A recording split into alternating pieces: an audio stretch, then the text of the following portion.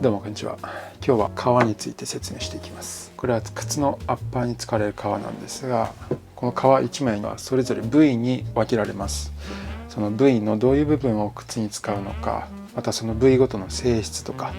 あとは革の大きさについて話していきます。まずですね、これ牛の革です。で、カーフと呼ばれるもので、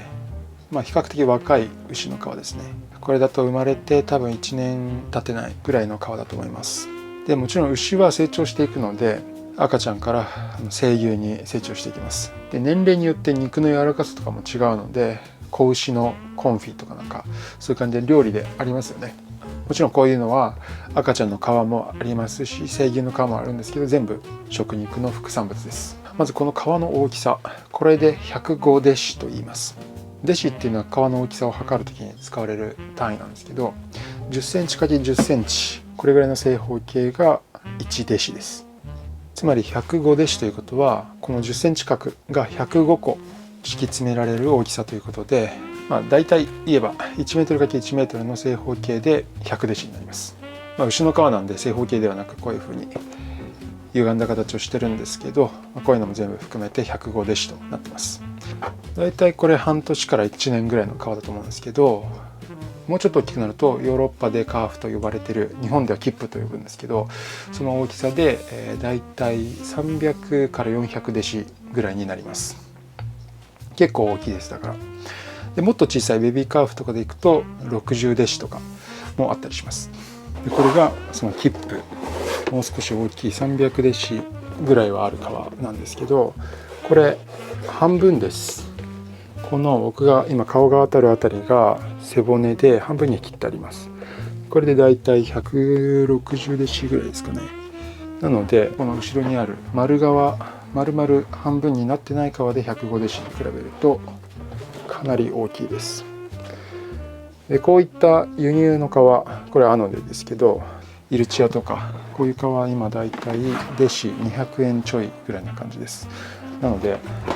この大きさでいくとこれで3万円ぐらいはします。でこういった丸皮のことをフルスキン丸皮と呼んだり、さっきの半分に切ってある皮を半細、半分に断ち切った皮半細と呼びます。でこの丸皮で部位の説明していきます。この丸皮ということは牛の背骨が中心にあって、お腹側で切り開いた状態です。真ん中に背骨があります。で背骨を中心に左右対称ですね。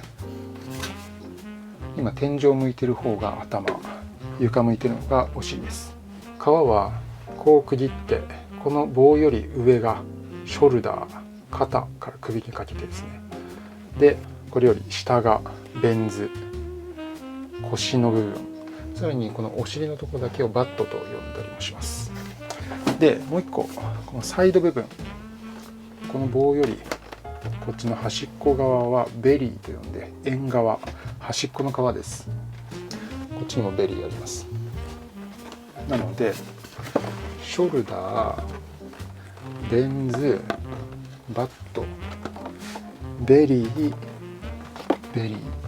という感じになっています。最も皮でいい部分はこのバット、ベンズのあたりですね。一番このお尻のあたりが最も皮の中で質が高いです。繊維が密で引き締まってて、一番綺麗なツヤ感があります。でそれよりもっと上行って、この上の方、ショルダーのあたりは少し質が落ちます。これで見ても分かると思うんですけど、ちょっとトラが多く入りますね。トラっていうのはもともと丸かった牛の形をしてた皮をこうやって平らに広げた時に入るシワだそうで、均一な質感っていうのから少し離れてきます。で若干繊維も粗くなってきます。さらにこの端っこの部分、ここベリーです。ベリーはですね、最も皮の中で質が良くない部分でして、この辺はかなり繊維が層になってきて、裏面見てもちょっと毛羽立ちが強くなります。ふわふわした感じです。で伸びもあんまり引き締まった感じじゃなく、ビヨーンと伸びたりします。で均一なツヤ感も少なく、ちょっとシワシワっていう感じがあります。でこの先ほどのアノネイのボックスカーフで見ると、最もいい部分はここです。均一なツヤ感があって質感も綺麗です。それに比べてこういうベリーの部分見るとシワが多かったりとか、血管の跡ですね、血筋とか結構あります。これもまた革の質感の一つなんでいいんですけど、やっぱり靴の中で目立つ部分にこういうのが出てくるとすごく気になっちゃったり、あとその部分で変なシワが寄って刷り込みに影響が出たりするので、こういう部分は避けて使います。なので靴で使うのは主にこのベン図の部分です。ショルダー、この一番上までは使わないですね。ちょっとショルダーかかるぐらいまでは使いますけど、あんまりメインとなる部材には使わないです。でこのベリーの部分、ここは使わないです。刃側になります。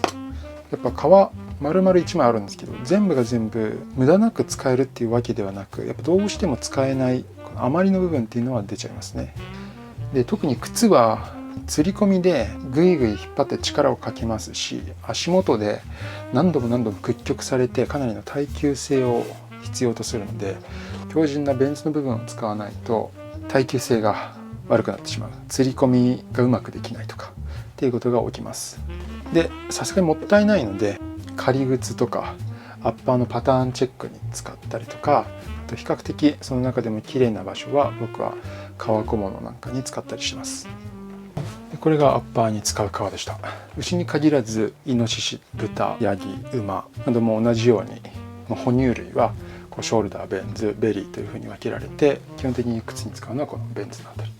たまにあえてこういうショルダーのあたりの虎の模様を生かすためにこっちの方を使って作ってるものとかもあるんですけど、基本的には一番この辺の上質な部分を使います。でだいたい靴のアッパーに使われる革 1mm から 2mm ぐらいの間が多いです。ブーツだと極厚で 2mm 以上使ったりとか、あとベビーカーフ、すごく薄い革だと 1mm 切って 0.8mm とかだったりもするんですが、基本的には多いのは 1.2mm から 5mm ぐらいが一番多いです。で底材の革っていうのはまた別物で、こんな感じです。これは生まれてどれくらいかちょっと僕知らないんですけど、成牛だと思います。でこれはどこの部分かというとベン図です。この大きさでベン図、この革でいうこの部分のさらに半分ですね。ここがこの大きさです。全然違いますよね、大きさが。でしかも厚みも、この革だいたい 1.2mm ぐらいに対して、この革は 5mm から 7mm ぐらいあります。なのでものすごく重くて 4kg ぐらいはあると思います。そんな革なのでこうやって自立します。板です、もはや。これはアウトソールに使う革なので最も耐久性が求められる革ですよね。革の中で最もいいベン図の部分でしかこういったアウトソール材にはならないです。ちなみにこの底材なんですが、革のメーカーにもよりますけど、だいたい200円後半から300円後半ぐらいの金額します。アッパーの革よりもこの底材の方が値段高いです、基本的に。そりゃそうですね。これなめすのに1年ぐらいはかかるらしくて、でずっとピットソーっていうタンニンが入った水槽につけておくなめし方なので、場所も取れば時間も取るということですごく手間暇かけて作られた革です。ということで今回の動画では靴に使われる革の部位や大きさ、金額について話しました。でこの革っていうのはその部位もあるんですけど、伸び方向っていうのもあって、型紙を革に置いて裁断するんですけど、その時にどっち向きで裁断するのかっていうのは結構気にするところです。これは伸び方向であったりシワの入り方であったりっていうのを気にして型入れをしていきます。さらになるべく隙間なく型入れをして無駄なく使いたいので、